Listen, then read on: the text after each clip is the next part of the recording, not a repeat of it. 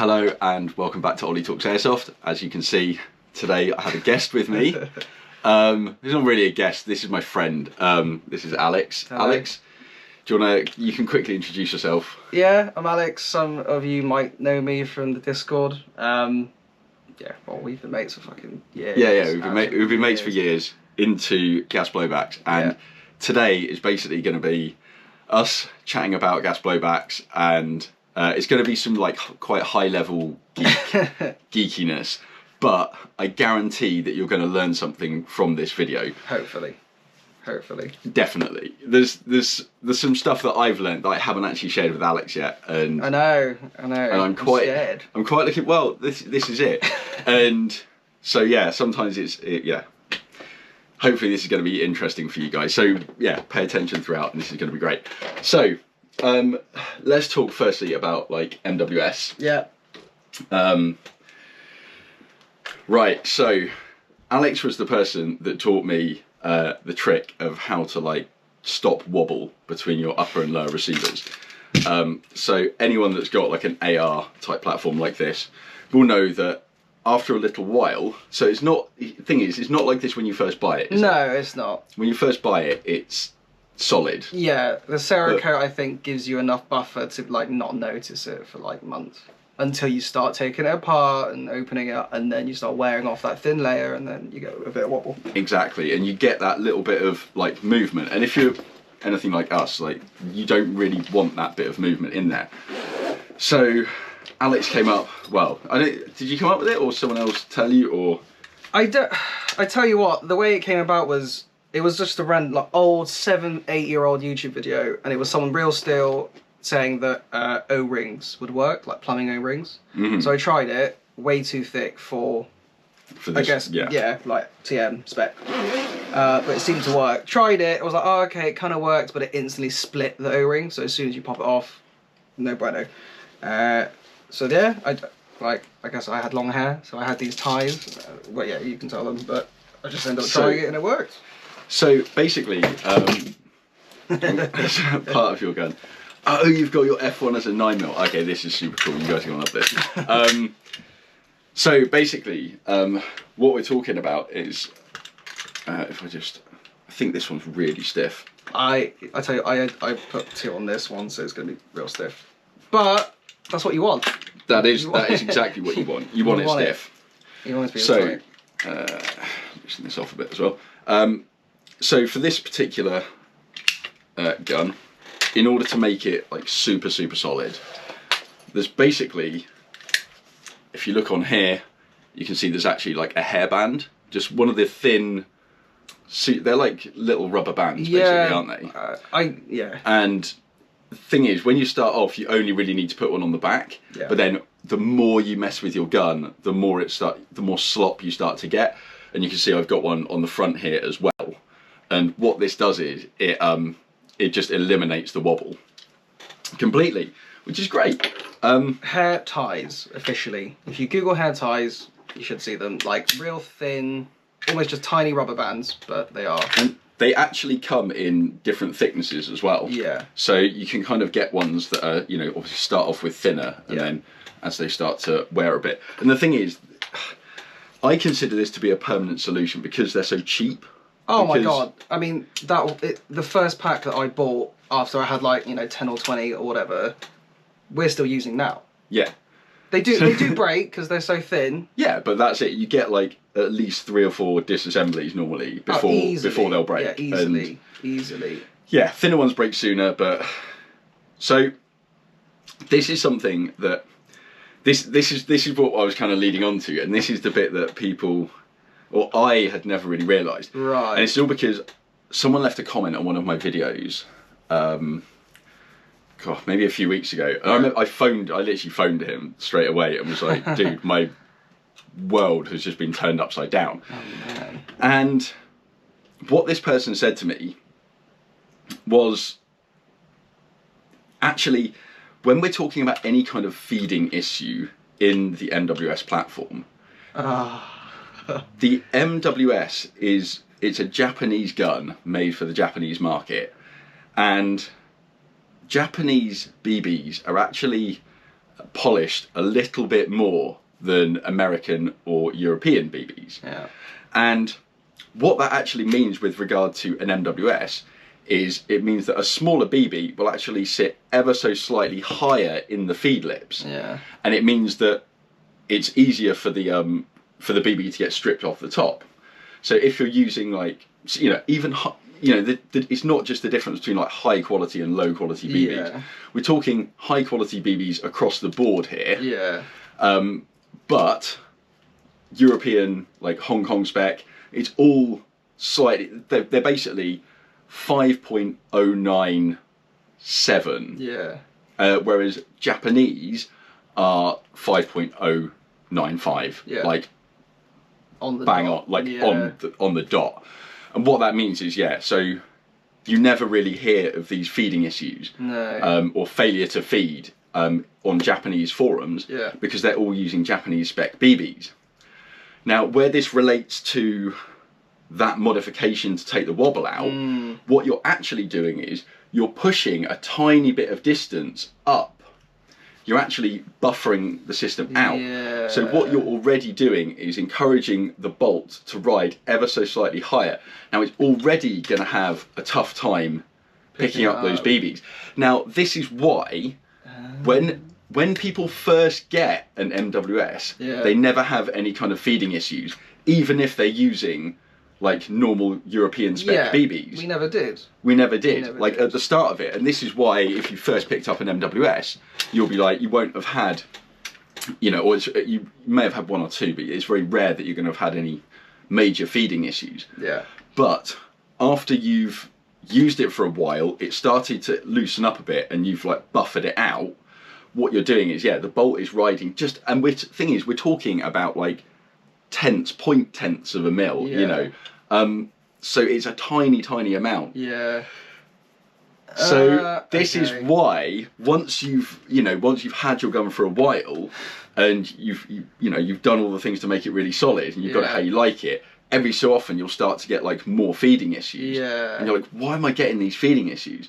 And it's that tiny, that's it. It's literally the tiniest amount, which means that your bolt, the follower from the bottom, because the BB's sitting ever so slightly lower in the mag, you're pushing the follower ever so slightly higher up, and they just glide over one another and you get a failure to feed. Especially on a full mag. If you've got like if you cram like 36 BBs or something into the mag, you've got it at max capacity. Yeah, this is why it happens. Yeah, okay, mind blown. Yeah, right? Mind is blown. Yeah, right, innit? So there's a couple of ways that you can actually get around this. Yes. So the first one is using Japanese spec BBs. Yeah. But they're expensive, they're hard to get in the rest of the world, and they only really go up to like a 0.28. Yeah. So it's harder to get like the 0.32s and like ultimately like the 3.6s, the 4s that some of us like running in our DMR setups. Yeah. So that's the first way, which I don't really think is particularly viable. Longevity wise, no. Gas and whatever consumables already way too expensive. Exactly. Compared to AG. Yeah. To chuck in expensive ammo is like expensive fuel, to be honest. It's already like quite a lot. So the other way is to get American spec or European spec BB feed lips, which basically means for every single one of your mags you're going to have to take it apart, put in a different set of feed lips. I think probably like the T8 ones or something like that would probably be quite good. Yeah. I ended up busting out the calipers to like measure the feed lips and stuff. Are they a bit wider? Yeah, ever so slightly. But it does mean that obviously with slightly wider internals, BBs sit higher and there's way more. It's way easier for the bolt to like catch them and load the rounds. I've rebuilt the first MWS that I had, and it's having full auto issues. It will feed fine semi, but having since done that, obviously built up the receiver or whatever, and like propped it up. I wonder if testing that mag would fix it. Yeah. Possibly. Yeah. Possibly. Yeah. So I basically, with a couple of my like standard mags, if I wanted, basically the third method, the final way of sorting it out is modifying the feed lips that you've already got. Yeah. And everyone's like filing or get a razor blade out And what I didn't realise is, you know, you kind of don't really have to be that precise with it. No. You can kind of just, I literally kind of just went and just like dug Gouged it. and kind of gouged it, remeasured. And when I was measuring the feed lips, they were like 4.4 to 4.8 mil. Yeah. The ones that were having problems feeding, like, so you fill it up completely, put the mag into the gun and like drop the bolt and it would stop like just, you know, stop like like here. Yeah. And then as soon as you pull the trigger, it would just gas out. And that's... Were your culprit magazines the ones we were having issues with ages ago at the range? Because remember, I was having these issues with the Type 89 short mag as well.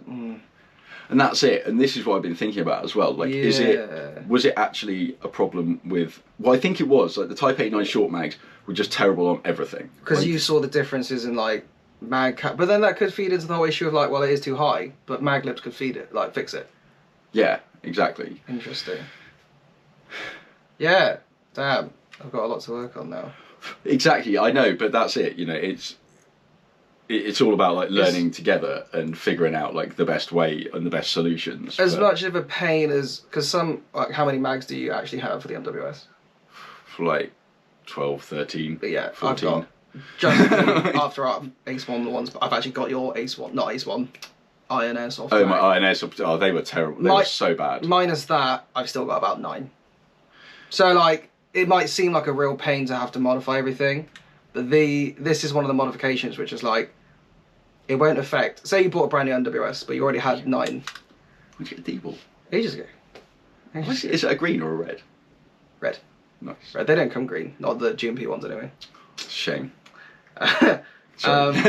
Yeah, this is the type of mod that's like, say you brought a brand new one and obviously it doesn't have the feeding issues anyway, well, these mags should work anyway. So it's sort of like, it's like the gas tube thing. It's like, well, I might as well just do it to all of them. It won't affect any new MWSs, but if I was to ever, even if you weren't having the issue, if you have a spare hour in your day, you may as well just crack one open and do it. Mm-hmm. Just ensures that everything's working as it should, especially when you, well, most of us plan on modifying the hell out of these. Well, that's it, yeah. And I guess that brings us on to like modding and what you would actually do and things that you might do differently now, knowing what you know. Yeah. Because the thing is, both of us went down sort of a similar route. And obviously, when we first got our MWSs, it was the only gun was the MWS. Yeah. But if you were buying today, Yeah. I would probably end up buying the carbine because it's just cheaper. Oh, I see what you mean. Yeah. Because you're going to take everything off it pretty much. You know? will, yeah. And budget aside, obviously, you know, if you saved up a lot for it, buy everything at once. Yeah. But if you are, like most of us will be, having to like budget out and, you know, £100 here or whatever, however much you're doing, yeah, your best bet is to probably buy a cheaper spec MWS. The internals, everything on the inside. Everything. That's probably one thing to shout. There's like #1, like the first knowledge bomb. They're all the same. MTR. Yeah. MTR to first original MWS M481. Like they are CQBR, internally the Mark 18. all the same. Like all the same. Only difference is from MTR silver and gold. I guess what gold match, whatever they call it, or gold line. The gold one. Yeah. The only difference is ambi selector. Was that not on both the MTRs? I thought all the MTRs. Yeah, that's were the thing. As in, like the MTR compared. Oh yeah, compared to the MWS. Like yeah, that's it. And ambi bolt catch. Yeah. I think there is. Basically, I think they're full ambi controls. Yeah, and that's it. That's it. Yeah. So like internally Z system, like we use MWS as the open term for like the Z system. The system of gun, like, like an M4. Yeah. Gas by TM. Yeah.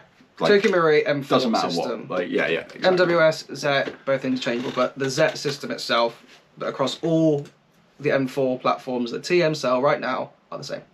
Yeah. So if you're going to end up pouring X amount of money into a system, and all you care about is the receiver and the internals and the inner workings, then just buy the cheapest one you can. Hell, buy second hand if you can. Yeah, oh yeah, that's it. They're so plug and play. This is like the high capper of gas blowback rifles. 100%. You can, both of us. So this is a great example here, like that you can show off. Yeah. Yeah.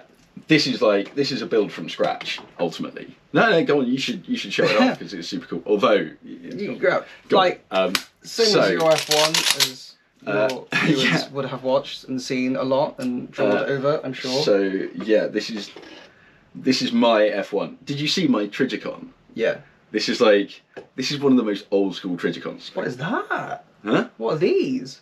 Yeah, that's what I mean. Did you see this one? No. Like you turn it round and it's a line with a dot and then a line, so it's like horizon. Oh my god. And it's got different colours.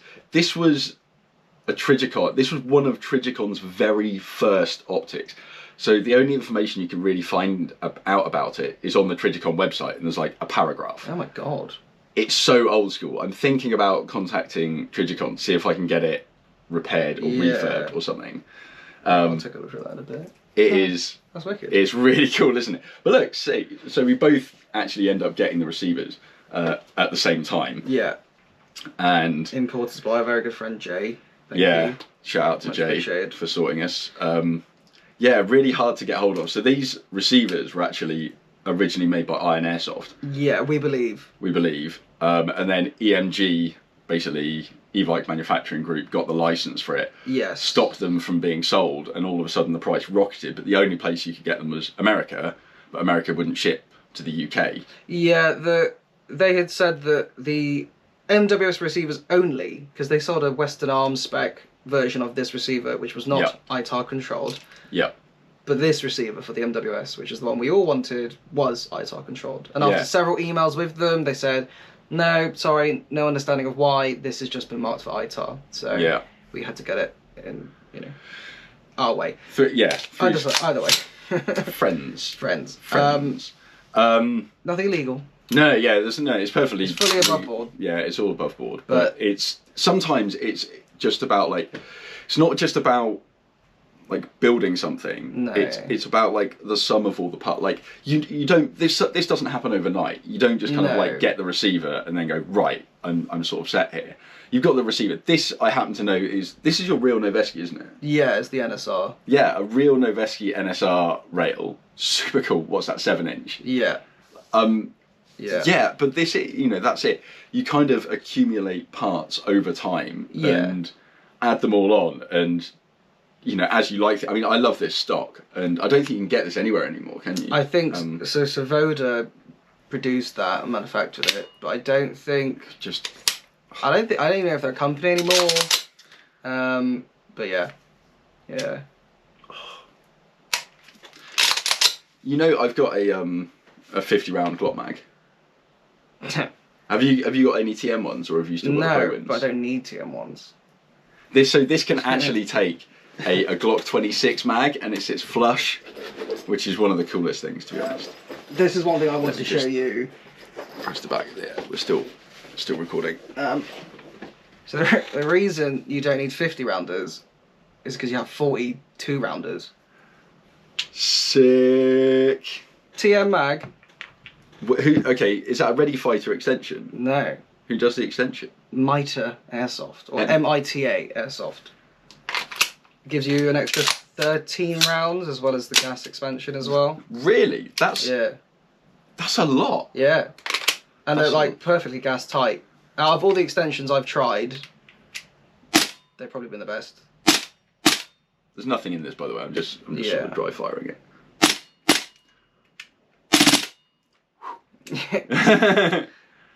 Just it. That is really cool. Yeah. I really like that. That's It's funny, a lot of the comments for that product were talking about, oh, can I put this on 26 mags and make them into full size?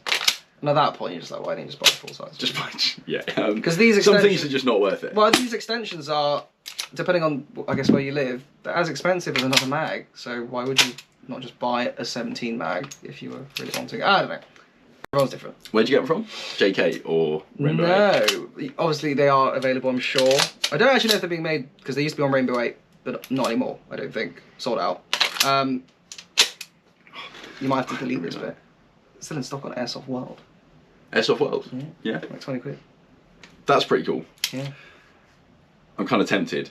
I reckon you could put that on the bottom of a 40, or on the bottom of a 50 Oh rounder. yeah. So you could make like a 60 rounder. If I really wanted to, It's 13. Yeah. So you can make like a 55 round. Yeah. Extra extended Glock mag. If you had 10 of these, I'm pretty sure they can just tack onto each other. Yeah, you could like ladder them, because this extension is the bottom of that, but you use the existing bottom of the mag. Yeah. You could use the bottom of that mag, and then keep going. And keep going. Yeah. And do like a 100 rounder. That's so cool. Yeah. Yeah, I love that. But yeah, it looks really good in the 9mm, in which I should say that this F1 differing, it is a 9mm. Well, Airsoft 9mm. It's a 6mm. But it's a 6mm 9mm. It takes Glock mags, let's just say that. It's so cool. Yeah, I'm pretty enamoured with that. It's pretty awesome. Big tangent aside, going to like modify it, you're completely right in saying it's not an overnight thing.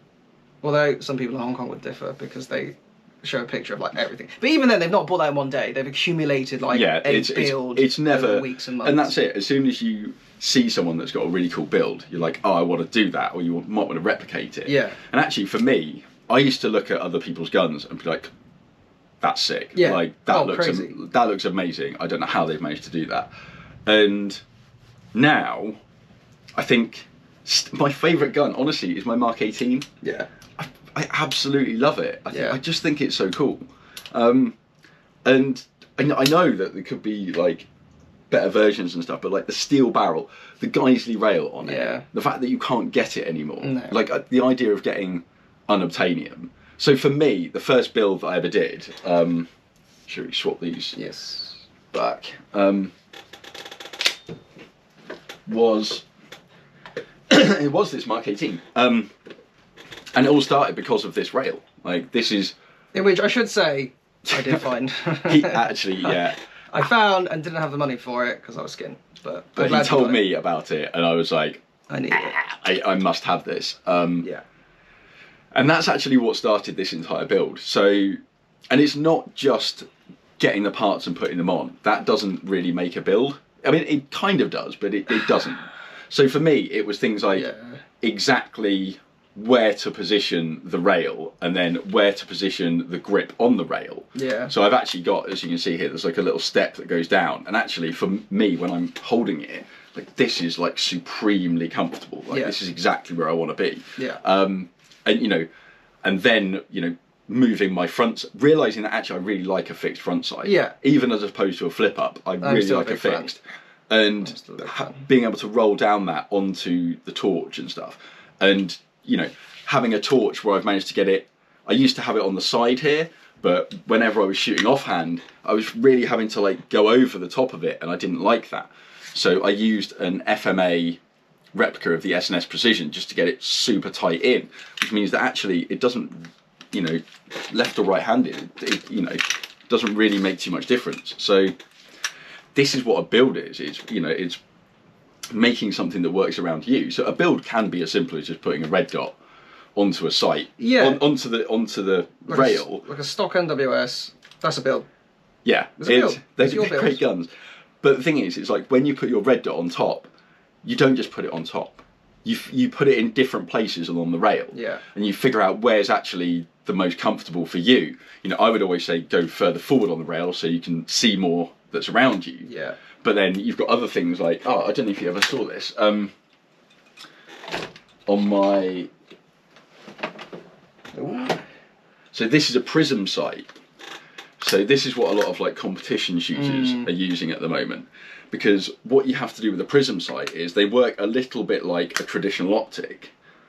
So you do actually have a certain amount of eye relief that you have to get on it. Okay. So have a little look through that. It's really different. I'll play with this.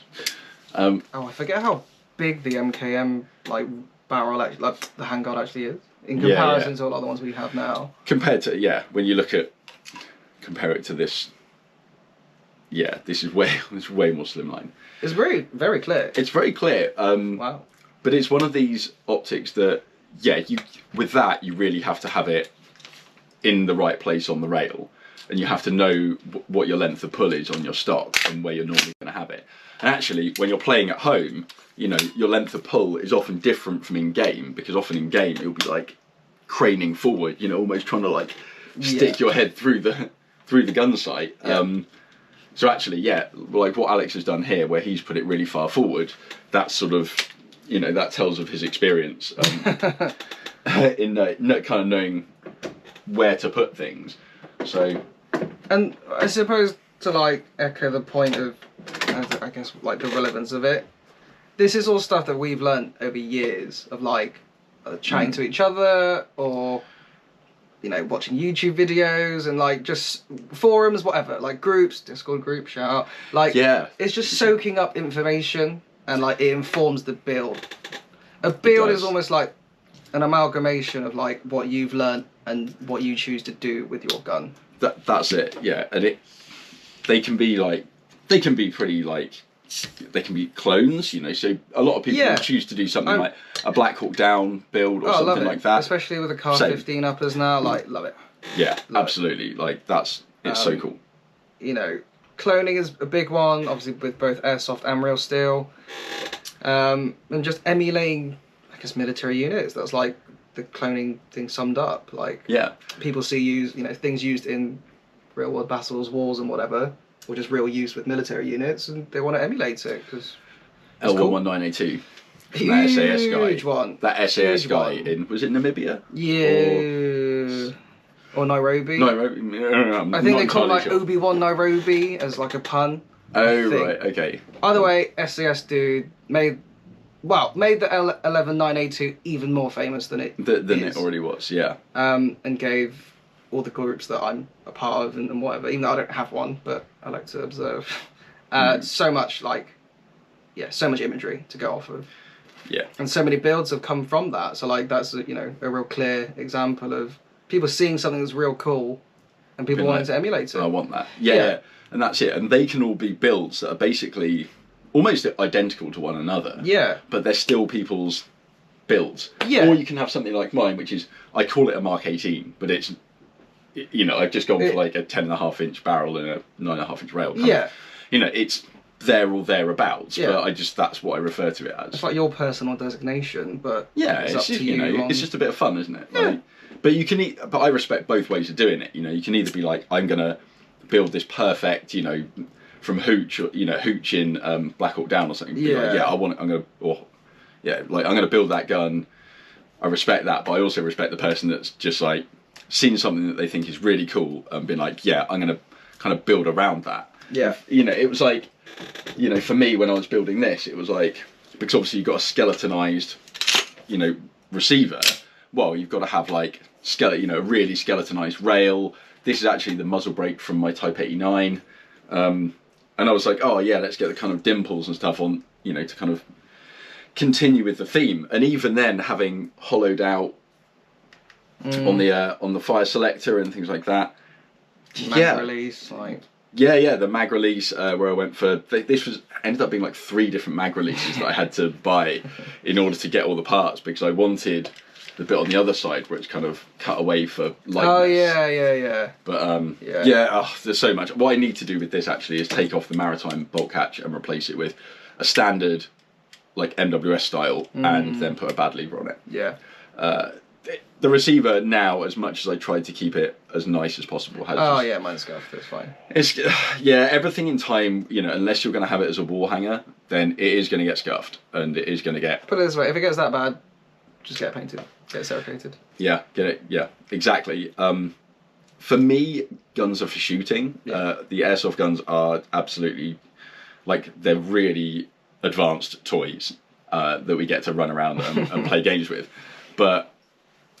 I mean, even for me, that's different, because I can't remember the last time I played. See, I should be playing tomorrow, actually. Yeah. I'm going to do some CQB. Nice. So I need to figure out what to get. I've got my... See, this was on Alex's recommendation, actually, that I got the Army G36, which I've been sort of playing with and testing, and I haven't actually swapped the barrel on it yet. No. So these come in a little bit hot, basically. They're about 380 FPS, and... So when you buy something cheap, like this like this Army that's just a clone of the WE. It's just like cheaper plastic, basically, isn't it? Probably cheaper metals as well. Probably cheaper metals. Where they really save the money on stuff like this is on the barrel and on like the hop setup and things. And actually, you know, for me, I was just like, well, the best thing to do with this is to put in a high quality shorter inner barrel and a better hop up. And not even a better hop up, just a better hop rubber. Yeah. So I do actually have I can't remember what I went with, maybe 150 mil. Yeah. So I think this might be like 180 or 200 or 200 at a push, I think. Possibly, yeah. So I went for something slightly shorter, basically, to nerf the FPS. I haven't dropped it in here yet. I will have to obviously do a video when it comes to doing that. Did I show you this as well? You did, yeah. Well, I saw photos of it, Yeah. So I managed to pick up a genuine aim point 3 times, which is actually really, really cool. It's not as clear as the Vortex. Is it not? No, it's kind of... I mean, there was a little bit of dust on the lens because I haven't dusted my guns for a little while. I need to do that maybe. Eye relief is funny on it. It's just not as nice as the Vortex one, but it's on a Vector Optics mount because it's one of the few companies that specified that it was like an absolute co-witness mount, and obviously the EOTech XPS2 is an absolute co-witness, whereas the EXPS is the lower 1/3. Yeah. So riser. So yeah, and that's it. The thing is, a lot of the time, so a lot of the time people don't really think about this, but when if you want to run a 3 times or a 6 times or something behind one of your red dots or one of your EOTechs here, then you've the most important thing to do is make sure that both of them are lower 1/3 or both of them are absolute, because otherwise there is a certain amount of adjustment that you get in the 3 times, so you can move it around a bit, and you'll always have to do a bit of centering, but you don't want to have to do lots because otherwise it can end up, I think it can end up distorting your image. Well, for EOTechs wise, especially with just a solid black border, you'll just see a black bar no matter how much you adjust it, and if you do then you get some weird parallaxing issues and whatever. It's just get the riser you need. Just like take the time just to get the right height, or just to like look at your optic or have a look on the website, figure out if it's absolute lower 1/3, figure out where you are, and then you can get the appropriate other bits for it. Right. Because to my knowledge, EOTech and stuff, well, with all the stuff that I've had, I've got G23 that comes with a lower 1/3 or lower 1/8 as well as an absolute, because it's like about half an inch worth of like riser. Yeah. So you can buffer up and down. For I guess for EOTech wise, EXPS 2 to 3, like the difference. That's just night vision, isn't it? Oh, XPS and then EXPS. Yeah, That's XPS. the It's the E bit is the quick detach and stuff. Yeah. And then obviously I went for the green one because it's the hardest to get. Yeah. So like why wouldn't you? Oh, and something also you may or may not have seen, but so OMG or Dytac, who do the folders, like these law folders. Yeah. They stopped doing them for a while. Oh, they've started doing them again. And they've started redoing them. So to those people that were like, oh, that's really cool, but you can't get them anymore, you can get them on JK Army now. As far as I know, anyway. I feel like they're a bit more expensive. Yeah, they are a bit more expensive now, but material costs. I guess so. Yeah. Oh, I freaking love this gun. Again, this was you got guys at the same time, so these were like. Well, yeah, it was a late night purchase, and I'd found the Mark 8, wasn't it? Did you have a Mark 8? I feel like it was a Mark 18. I don't know. I thought you had like a Mark 8, and I think it was a Mark 8. And this was a Mark 13. Okay, yeah, I had a Mark 8. Because a lot of people have replicated the Mark 4, but I don't think any replicas have come out yet of the Mark 13. No, as of I don't believe so. Although April 2022, there might be. I did see something. I think it was really possibly. I might be wrong though. I like it. It's cool when you've got things that just aren't possible to really get hold of. But yeah, no, I have since sold that, so that's a shame. So yeah, I know that is a real shame. But I didn't use it. But I've got enough. So I was going to say actually a couple of things. Oh, I was really hoping they were going to be here by the time you arrived. Yeah. But I finally ordered a steel bolt. So Yeah, I've got the Model Works company and the steel nozzle by Volanti. Well, it's an alu nozzle by Volanti. But the only thing that I've been thinking about is when it strips the BBs off. Because again, this was before I kind of had this epiphany about like feeding. BB sizes, feeding and all this kind of stuff. Yeah. Yeah, I forgot what I was going to say now. Alu nozzle. Oh yeah, sorry, alu nozzle, yeah. It's stripping a BB off, but also like denting it. Possibly. And that's it, because like a plastic nozzle stripping off, you know, a plastic BB shouldn't cause any damage to the BB. No. But if you've got an alu nozzle, like smacking in and like stripping it off. So I think that's one of the first things I'm going to test when it arrives. Yeah. And see if it actually does. It depends, like what's heavier, pistol slide, because there's alu nozzles for those already. Mass wise, what's heavier? Because if the steel bolt is going to be heavier. Yeah, I think the steel bolt is going to be probably, especially with the end cap.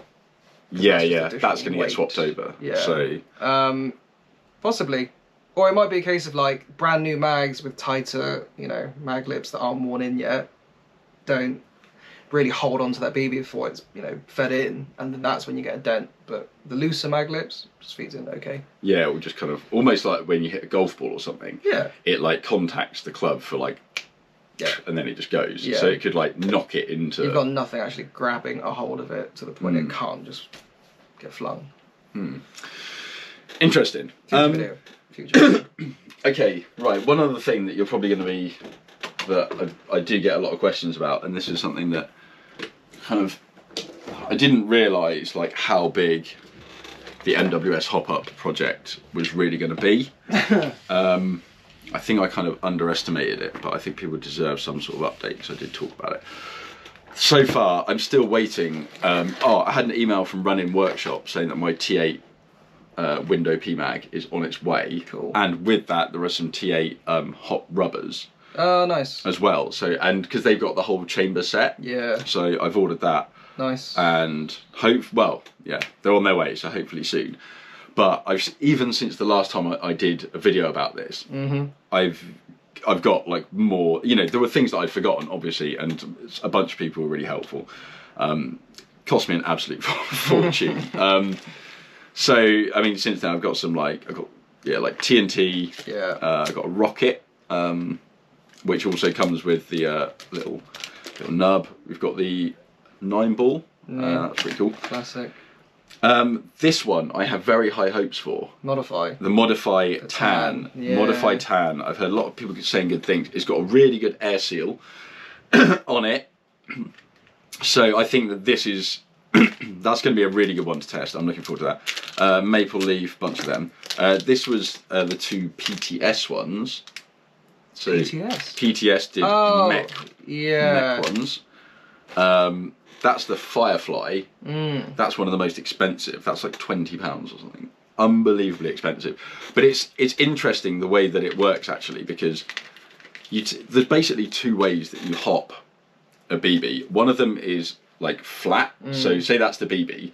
One of them you're kind of pressing down like this, and as the BB goes through it, it's having contact.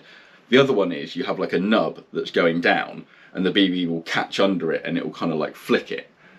Now, the one where it kind of catches like that and flicks underneath, they tend to be like way more accurate, and that's how you're gonna end. Well, they're more accurate because you can hop like way heavier BBs. Yeah. The whole flat hopping thing came about from basically like people trying to hop light BBs long distances and realizing that slowly kind of applied hop was better for doing that. Yeah. And it kind of does translate, and you can hop heavy BBs really far using like the flatter method, but you do tend to lose a bit in accuracy. And it's really weird actually, because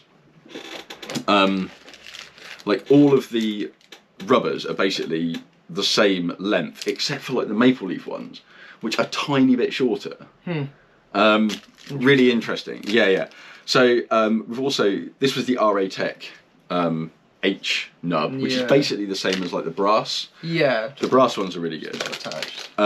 We've got some cow ones. Not really that impressed with them. Quite a loose fit so far. Yeah, which is weird because UAC ones, I love. A decent. I Yeah, love yeah. UAC. I've got a couple. We'll get to them soon. I've got a flamingo. Again, not really that like impressed. Cool colour. AIP, Yeah. like been around for a long time. Definitely going to be worth testing. Modify X range. So this is kind of like you either go for the range or you go for the accuracy. And it is the way that they're set up internally inside the rubber kind of determines what kind of nub or what kind of pressure you should be putting onto the hot rubber. So this one, it's got kind of a couple of long tracks, like the PTS ones I think do as well. And there's a few with that kind of style where it's like 2 tracks, you press down and it, you know, sends the BB out like that. The other ones for the accuracy and like the, you know, the AIP and stuff, they're just like a straight nub going down. And if you get a nice solid like brass nub to push down on it, then you're laughing. Yeah. Some of the problems actually come in where instead of as the BB's underneath it, so it's kind of hard to explain. You want the arm to be pressing down ever so slightly behind where the nub is in the hop. You don't actually want it to be pressing directly on top of the nub, because actually when BBs load in, especially if you've got like a thin rubber, it'll rip it. Yeah. And that's where a lot of people get like torn hot rubbers, and it's because of the alignment of where that hop arm is going down, and instead of it like contacting just behind like here, it's contacting on top, pushing the nub inside like here down like too much, and it will just tear. Yeah. So that's I'm just learning more stuff. Ready? So we've got the Angry Gun one here. I thought they'd be worth a go. We've got the Guns Modify one. Again, like, you know, interesting. Like the heavy hitters in the game. There's a few like flat hop things. So there's a few of these that are like pretty like much of a much kind of similarness.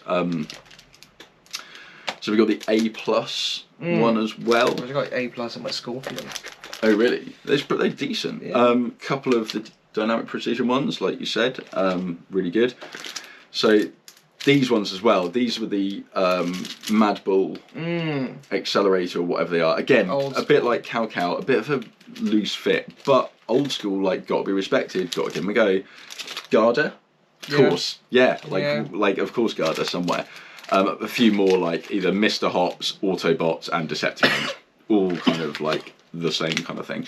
That's a stock hop chamber and everything. Right, I've got a couple of barrels. Actually, I will give you a bit of an insight into barrels just after this. We'll get there in a sec. Lonex one. Again, I think. Oh my god, I haven't had that brand in so long. Yeah, so we've. I tell you, we are going full geek on it. The Modify press down thing. They're basically going to be too big.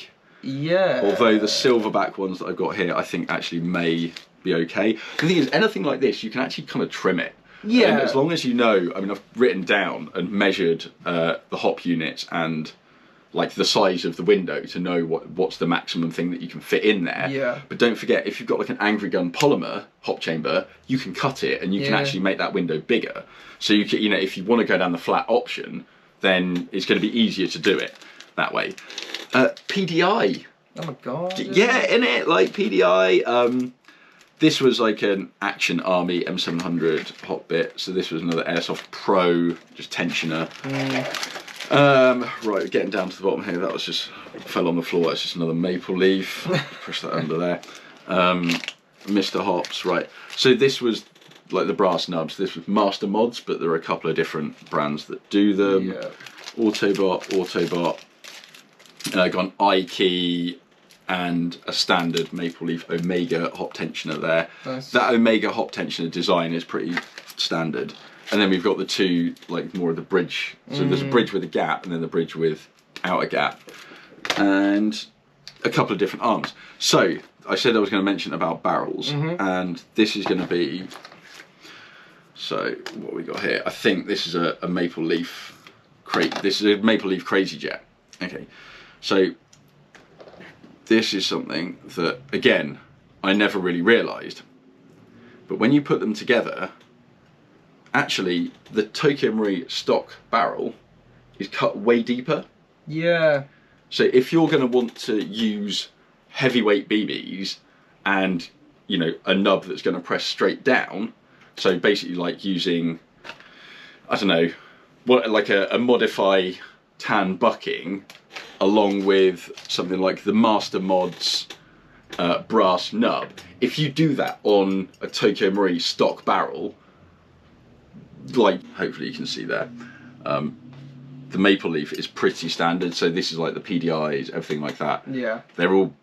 They basically have the same amount of area that you can hop through. Yeah. Whereas actually, yeah, the TM is cut that much deeper, so you can actually, so you can get, yeah, more pressure going down. So ultimately, actually, the TM barrel as well is, I think they're 6.08, and PDI, I think it's PDI or Laylax, just came out with a range of new barrels, and they're from they do 601, 603, 608 and 614, and they said actually the best inner diameter for consistency and range is actually a 6.08.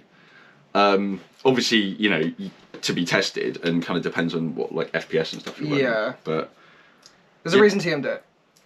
Exactly. 100% there is a reason that TM do it, and the fact that obviously knowing now that Japanese BBs are polished a bit more, so they're actually a tiny bit smaller, means that they're kind of allowing. So maybe actually for the spec of BB that we're running in the rest of the world, the best size would be like a 6.1, 6.10, like dead. Interesting. Food for thought. Like it's all just So anyway, this video can't run on forever. We do need to wrap it up. Although we could definitely. Oh, 100%. That's like barely scratched the surface. There's a lot more to There is so much more that we can talk about here, and that we will probably talk about. Yeah. In some way. Some way. We both went to Hong Kong at the same time as well. Yeah. We probably need to do a video about that, about the whole Hong Kong experience. Yeah. There's photos that we could like slideshow in. Yeah, it was insane. Like the airsoft scene out in Hong Kong is. It's nuts. Unbelievable. Like nothing I could have imagined until like Dundas Street. The first thing I said to you was, you might cry. Yeah, he literally did. You might actually shed a tear. And yeah, I must say, when we first walked into JK Army or Prozzy shop, just off Dundas Street in Hong Kong, my jaw hit the floor. I was like. What was the first shop we visited? Was it Guys and Guns? Guys and Guns was the first shop. They're like Guys and Guns, part heavy, but it's like the fact that all the guns are just displayed out. I was just like, and the Type 89F had only it came out while we were over there, didn't it? And within like a day of it coming out, there was just one like just in a rack of other guns, and it was just like not even like showing it. It was so like nonchalantly, just like, oh yeah, you know, and we got this as well. Yeah, I was like, this place is insane. Yeah, I absolutely loved it. It's nuts. And say if you're into airsoft and you had the opportunity, the chance to go to Hong Kong, it's crazy. It's a must. I don't know how much it's going to have changed. Obviously, 'cause when we went over there, it was like when the riots and stuff were happening, and it was the Hong Kong fighting for their independence from China, and so we saw. Well, we didn't really see much of like the trouble that was going on. But man, like I really hope that Hong Kong never changes. I had the best experience out there, and as far as like an airsofter going out there just for airsoft stuff, it was mind-blowing for me. Insane. So yeah, we've got more videos and stuff that we have to do. Talk about our love of MP5s as well, as everyone does. MP7s. Oh, subguns. Oh god, both got subgun addictions. I actually have. I don't know if I told you this. So you know the problem that you get with the Scorpion. Yeah, you did say. There is actually a permanent fix that you can do for anyone that's got a Scorpion, that you can put the mag in basically, and sometimes. Let's see. Yeah, hammer just drops, and in order to get it to work, you have to hold the mag release in, and so now it should have reset, so it should shoot. There. Yeah, there is a workaround for it. There is a fix.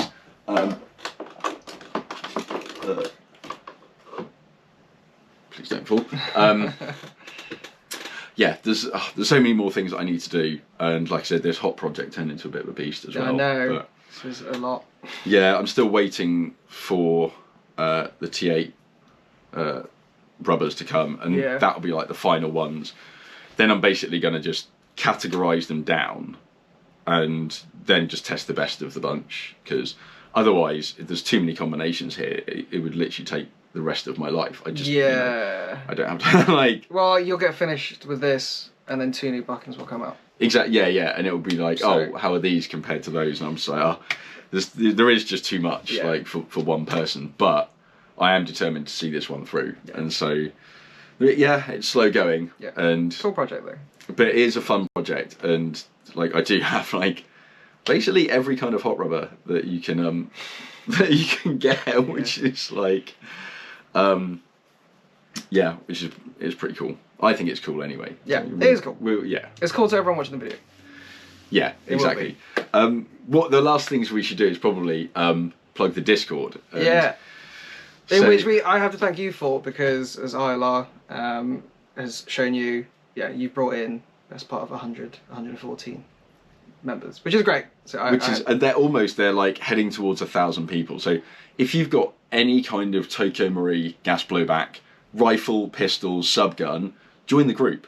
It's not just like posting, photos of your builds. Yeah. There is a section. There's a channel for that. There is a section for that. So there's bits for like new products that have just come out, that are related to like any of the gas blowbacks, like the SLR stuff for the AKM. I think someone's like looked at all that, and so it's a really good like knowledge base. And a lot of the time, if I don't know the answer to something, you ask other people. Oh yeah. The stuff you figure out for yourself, but then like just ask, and the community is like so friendly. It's so good.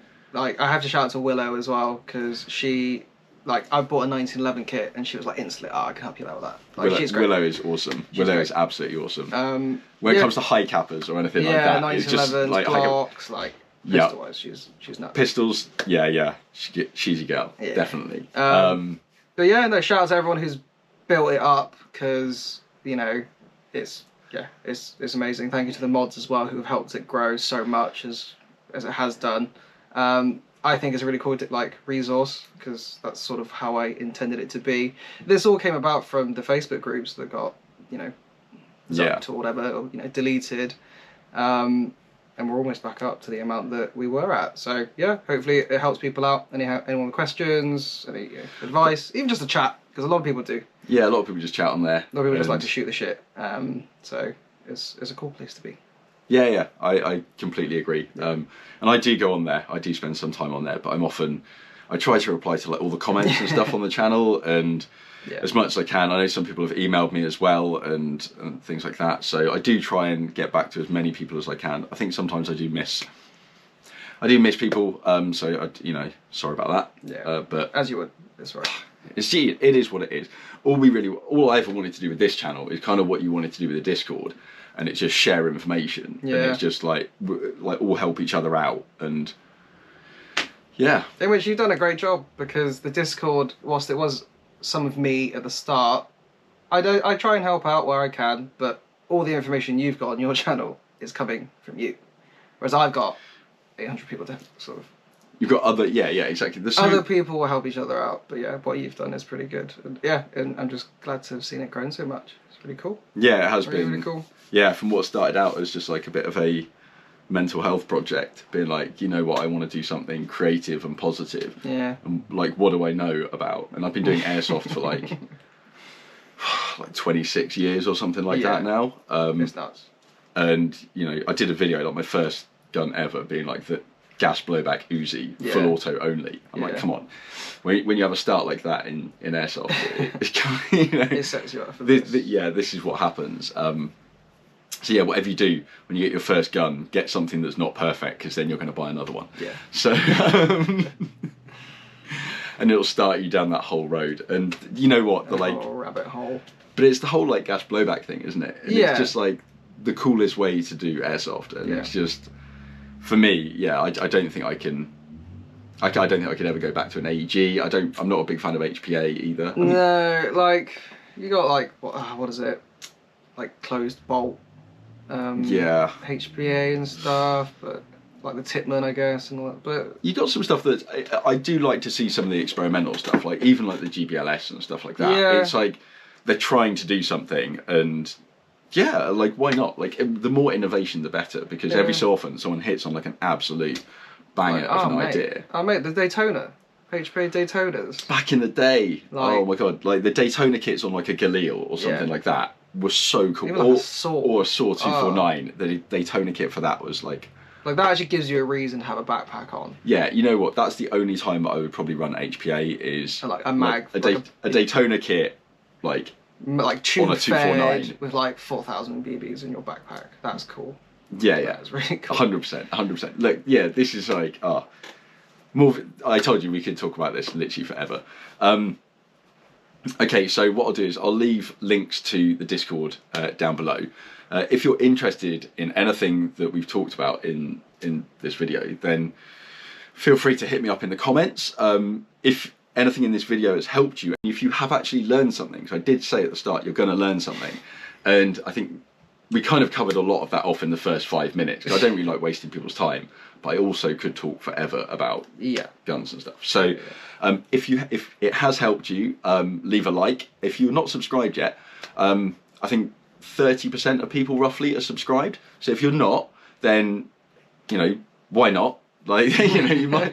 Free. It's free. Yeah, you might as well. Free. And it does help me out. So yeah, and it helps me to like bring more things to the community. And I think we'll be doing some more chats with Alex in the future. 100%. And you can see he's pretty legit. He's got like that F1 9mm is that's nuts. Yeah. So yeah, cool build. Cool guy. So Alex, last thing to say is thank you so much for joining me on the channel. Mate. Thank you very much. Thank you for imparting all of your wisdom to us. It was good fun. Yeah. Good fun. Always good. More to come. Yeah, more to come. So thank you very much, and yeah, I'll see you on the next video, guys. Thanks.